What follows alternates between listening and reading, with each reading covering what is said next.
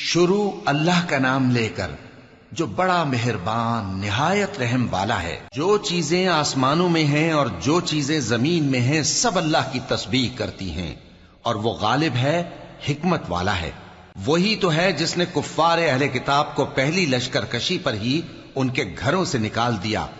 مسلمانوں، تمہارے خیال میں بھی نہ تھا کہ وہ نکل جائیں گے، اور وہ لوگ یہ سمجھے ہوئے تھے کہ ان کے قلعے ان کو اللہ کے عذاب سے بچا لیں گے، مگر اللہ نے ان کو وہاں سے آ لیا جہاں سے ان کو گمان بھی نہ تھا، اور اس نے ان کے دلوں میں دہشت ڈال دی کہ اپنے گھروں کو خود اپنے ہاتھوں اور مومنوں کے ہاتھوں سے اجاڑنے لگے۔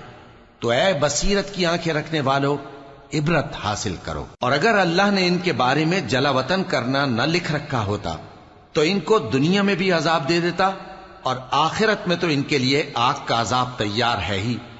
یہ اس لیے کہ انہوں نے اللہ اور اس کے رسول صلی اللہ علیہ وآلہ وسلم کی مخالفت کی، اور جو شخص اللہ کی مخالفت کرے تو اللہ اسے سخت عذاب دینے والا ہے۔ مومنوں، کھجور کے جو درخت تم نے کاٹ ڈالے یا ان کو ان کی جڑوں پر کھڑا رہنے دیا، سو یہ اللہ کے حکم سے تھا، اور اس سے مقصود یہ تھا کہ وہ نافرمانوں کو رسوا کرے۔ اور اے مسلمانوں، جو مال اللہ نے اپنے پیغمبر کو ان لوگوں سے جنگ کے بغیر دلوایا ہے اس میں تمہارا کچھ حق نہیں، کیونکہ اس کے لیے نہ تم نے گھوڑے دوڑائے نہ اونٹ، لیکن اللہ اپنے پیغمبروں کو جن پر چاہتا ہے غالب کر دیتا ہے، اور اللہ ہر چیز پر قادر ہے۔ جو مال اللہ نے اپنے پیغمبر صلی اللہ علیہ وآلہ وسلم کو بستیوں والوں سے دلوایا ہے وہ اللہ کے اور پیغمبر کے قرابت والوں کے اور یتیموں کے اور حاجت مندوں کے اور مسافروں کے لیے ہے، تاکہ جو لوگ تم میں دولت مند ہیں انہی کے ہاتھوں میں نہ گردش کرتا رہے، اور جو چیز تم کو پیغمبر صلی اللہ علیہ وآلہ وسلم دیں وہ لے لو، اور جس سے منع کریں اس سے باز رہو، اور اللہ سے ڈرتے رہو، بے شک اللہ سخت عذاب دینے والا ہے۔ اور ان ضرورت مند مہاجروں کے لیے بھی جو اپنے گھروں اور مالوں سے خارج اور جدا کر دیے گئے ہیں، جو اللہ کے فضل اور اس کی خوشنودی کے طلبگار اور اللہ اور اس کے پیغمبر کے مددگار ہیں، یہی لوگ سچے ہیں۔ اور ان لوگوں کے لیے بھی جو مہاجرین سے پہلے اس گھر یعنی مدینے میں مقیم ہیں اور ایمان میں مضبوط ہیں، اور جو لوگ ہجرت کر کے ان کے پاس آتے ہیں وہ ان سے محبت کرتے ہیں، اور جو کچھ ان کو ملا اس سے اپنے دل میں کچھ خواہش اور خلش نہیں پاتے، اور ان کو اپنی جانوں پر مقدم رکھتے ہیں خواہ وہ خود بھی فاقے سے ہوں۔ اور جو شخص خود غرضی سے بچا لیا گیا تو ایسے ہی لوگ بامراد ہیں۔ اور ان کے لیے بھی جو ان مہاجرین کے بعد آئے اور دعا کرتے ہیں کہ اے پروردگار ہمارے اور ہمارے بھائیوں کے جو ہم سے پہلے ایمان لائے ہیں گناہ معاف فرما، اور مومنوں کی طرف سے ہمارے دل میں کینہ و حسد نہ پیدا ہونے دے، اے ہمارے پروردگار تو بڑا شفقت کرنے والا ہے، مہربان ہے۔ کیا تم نے ان منافقوں کو نہیں دیکھا جو اپنے کافر بھائیوں سے جو اہل کتاب ہیں کہا کرتے ہیں کہ اگر تم جلا وطن کیے گئے تو ہم بھی تمہارے ساتھ نکل چلیں گے اور تمہارے بارے میں کبھی کسی کا کہا نہ مانیں گے، اور اگر تم سے جنگ ہوئی تو تمہاری ہی مدد کریں گے، مگر اللہ ظاہر کیے دیتا ہے کہ یہ جھوٹے ہیں۔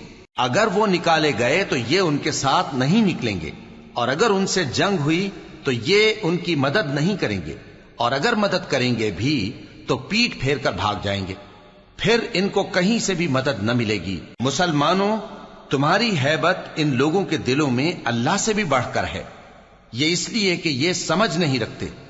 یہ سب جمع ہو کر بھی تم سے نہیں لڑ سکیں گے مگر بستیوں کے قلعوں میں پناہ لے کر یا دیواروں کی اوٹ سے۔ ان کے آپس میں بھی بڑی لڑائی رہتی ہے، تم خیال کرتے ہو کہ یہ اکٹھے ہیں، حالانکہ ان کے دل پھٹے ہوئے ہیں۔ یہ اس لیے کہ یہ بے عقل لوگ ہیں۔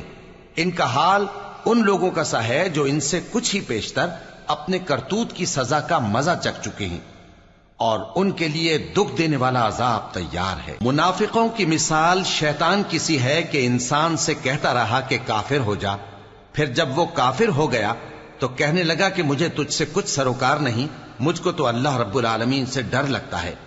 تو دونوں کا انجام یہ ہوا کہ دونوں دوزخ میں جائیں گے، ہمیشہ اس میں رہیں گے، اور بے انصافوں کی یہی سزا ہے۔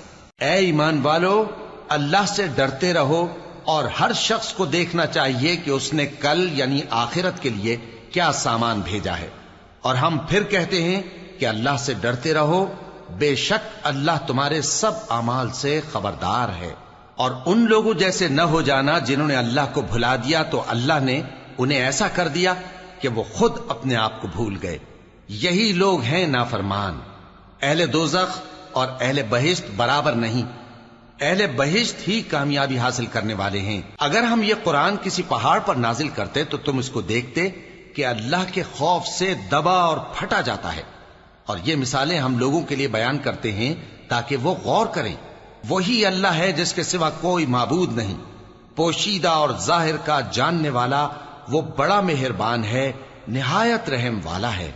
وہی اللہ ہے جس کے سوا کوئی عبادت کے لائق نہیں، بادشاہ حقیقی، ہر عیب سے پاک، سلامتی دینے والا، امن دینے والا، نگہبان، غالب، زبردست، بڑائی والا۔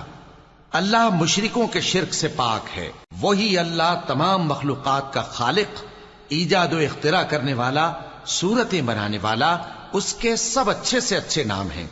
جتنی چیزیں آسمانوں اور زمین میں ہیں سب اس کی تسبیح کرتی رہتی ہیں، اور وہ غالب ہے، حکمت والا ہے۔